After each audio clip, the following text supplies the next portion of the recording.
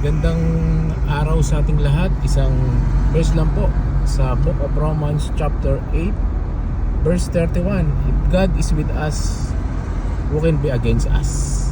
Napakaganda ng verse na to na talaga naman sumasalamin sa ating lahat. Sino nga ba ang pwede nating isandalan? Sino ang pwede nating maging kakampi sa bawat hamon ng ating buhay?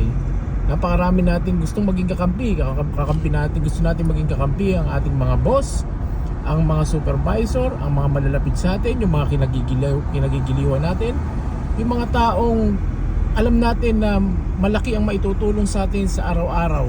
Pero napakaganda sa lahat na at napaka-importante na ang Diyos ang ating kakampi sa lahat ng mga ginagawa natin sa buhay, sa lahat ng hamon sa buhay.